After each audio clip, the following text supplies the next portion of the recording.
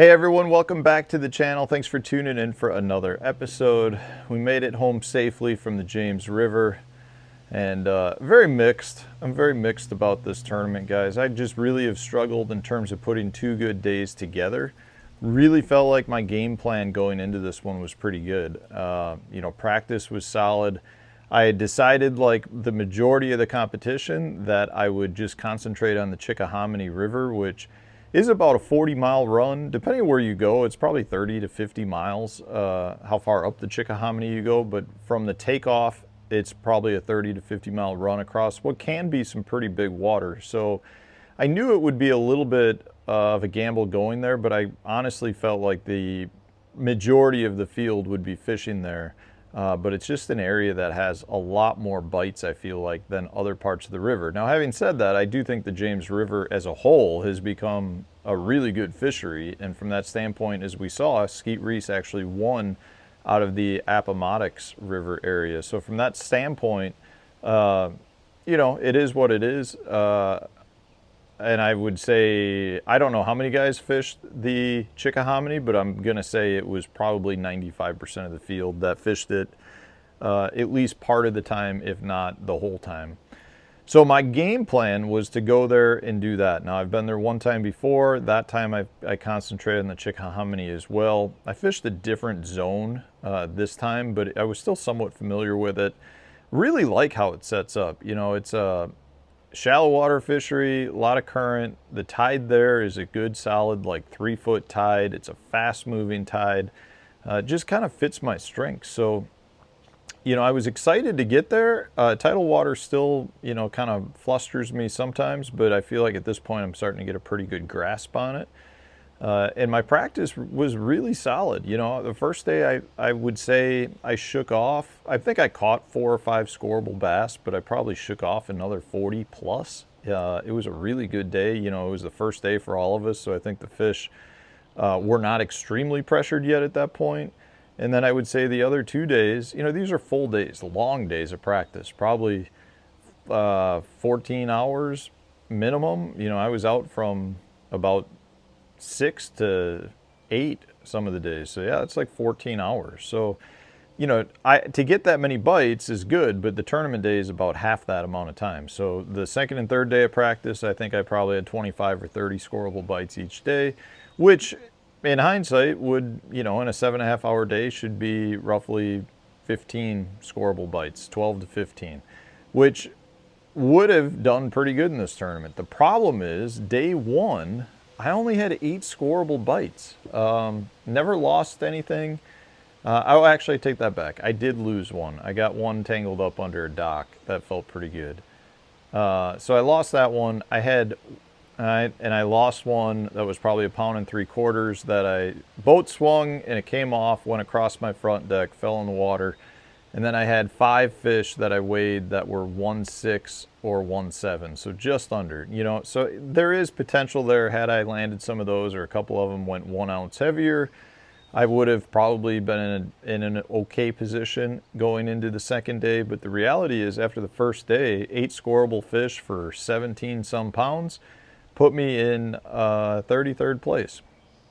So if you guys haven't watched the videos yet, you can go back the last 2 days. I've got day 1 on the water footage and day 2 on the water footage.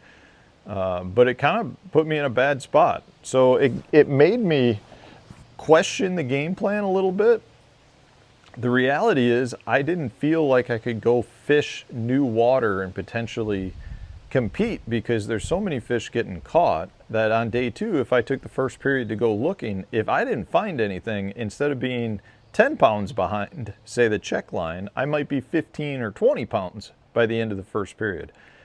So I decided to start in the same spot I started the first day, which in my opinion is the healthiest area I have with fish in it. The reality is it did not pan out either day. In both instances, it was a stretch of docks and pads. I mean, it was like a half-mile long area, but it just had a little bit of everything. And both days I caught a scoreable right away. The first day I caught 2 in the first 25 minutes. The second day I caught 1 in the first 15 minutes, and it makes you feel good about fishing that stretch, but it did not pan out, and I still don't really know why.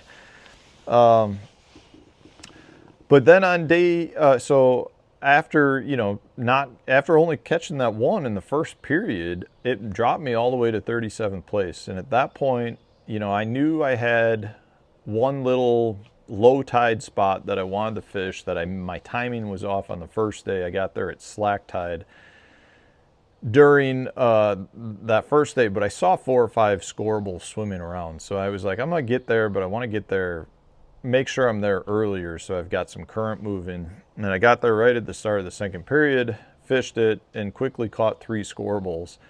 And that gave me the confidence to run some other similar stuff I had with that. And at that point, I just started bumping around and caught, I was running just similar water. Just, some of them were creeks, some of them were just kind of like, I don't know, little offshoots or little current seams, really is what I call it. There, there was main river stuff mixed in as well. But I was really just looking for areas where I felt like the fish would be condensed.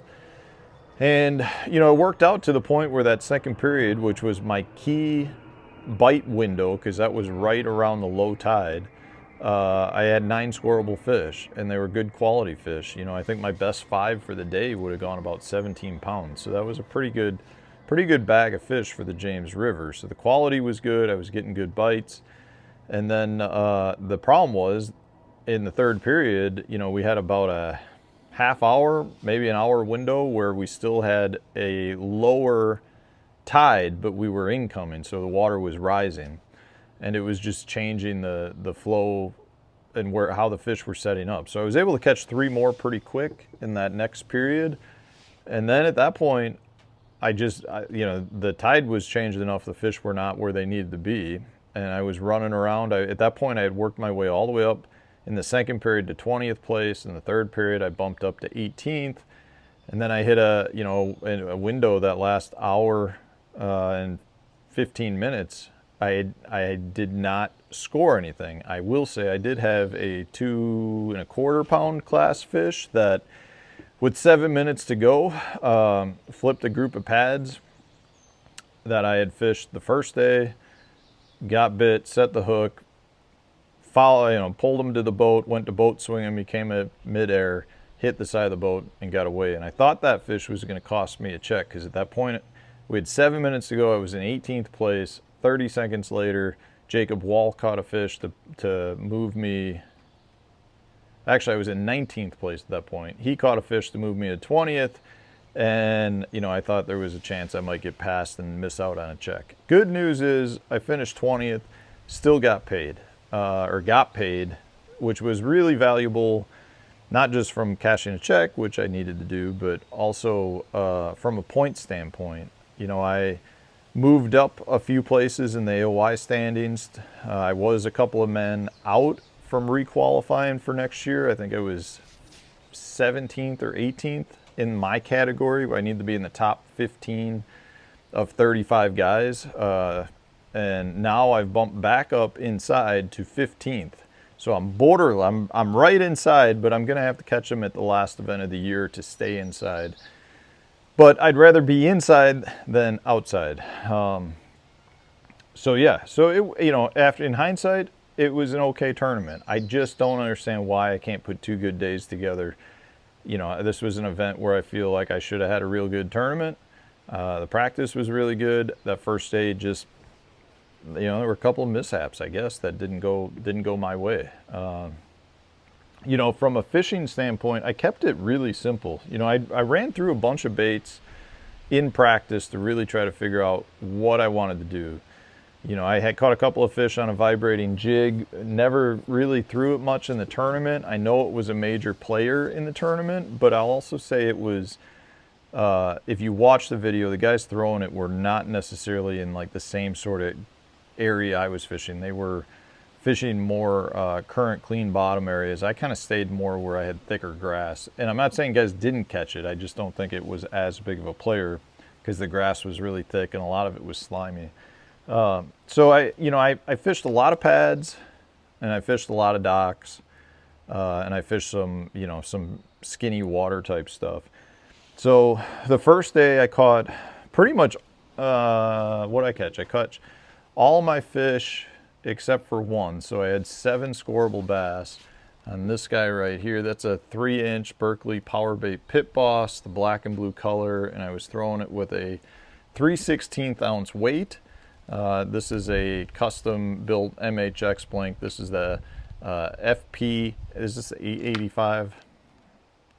Yeah, this is the FP 885, so that's a 7.4 light heavy action flipping stick, and then I've got it with Berkley X5 50-pound braid, just a pretty standard flipping braided thing. I was throwing that into the pad clumps, needed the braid to be able to get the fish out, kind of cut through those pads. I also had a really similar setup, you know, a 3-inch Pit Boss rigged up with a 3/4 ounce weight for some of the pads on low tide would really get thick and can, you know, group up where I needed to be able to punch through that. So I caught a couple on that 3/4 ounce as well.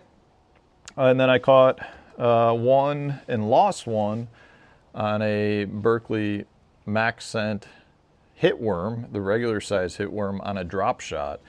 And the drop shot, so in practice, I was getting my bites on the docks either on the drop shot or on a wacky rig.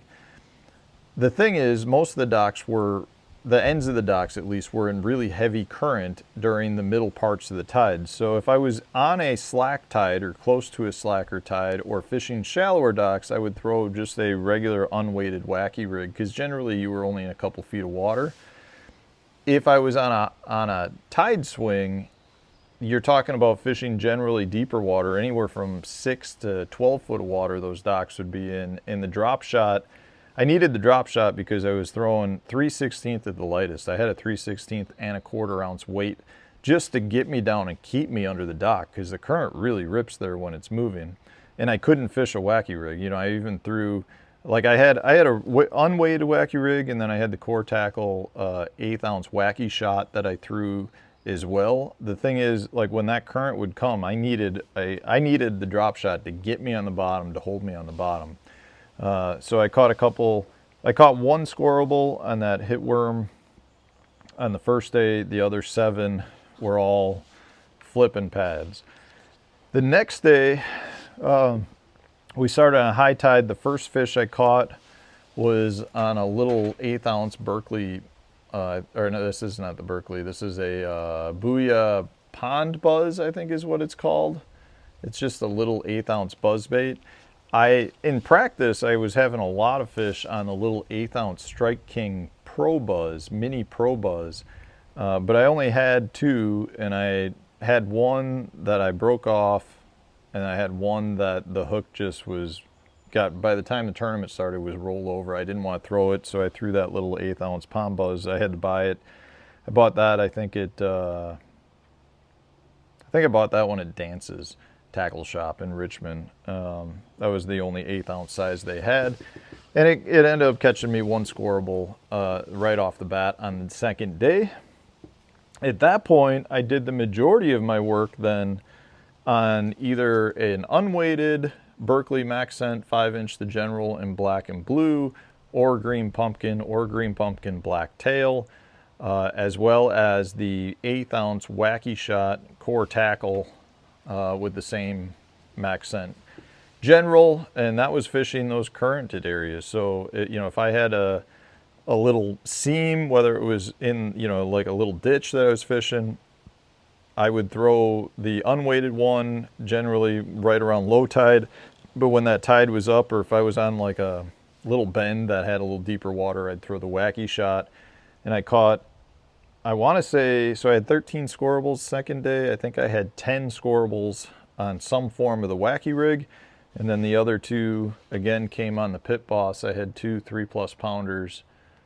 Maybe I had one other on the Pit Boss flipping into some of the pads. Really tried to keep it simple. I didn't want a whole bunch of rods out on my deck. From what I've determined at that place, and kind of the tidal waters in general, when the fish are active, they're really active. You know, when they're not actively feeding, it can be hard to get them to bite. But, you know, when you're fishing during that low tide window, it seems like you can get them to bite, you know, a lot of different baits. So it really came down to me. I just wanted to have confidence baits in my hand, and like that Max Scent General is one of my favorites. flipping, you know, a pit boss into some of those thick pad clumps is definitely something I love to do. You know, all of this is just stuff that I always do. And I'm like, I want to make this simple. I'm not going to do anything crazy. And it panned out in terms of day 2. You know, I moved up to a paycheck spot, got some points back, but we got to do better. I mean, this is 5 of my 6 tournaments now. I've been right smack in the middle. I mean, I've cashed in 3 of 6. If you work in, you know, Red Crest, I was basically right in the middle of the pack for that one. We've had one bad tournament. That one bad tournament really screwed me over. So we need to have one good tournament to counter that. And we're going to the St. Lawrence River next. That'll be the first week of August. Smallmouth fishing.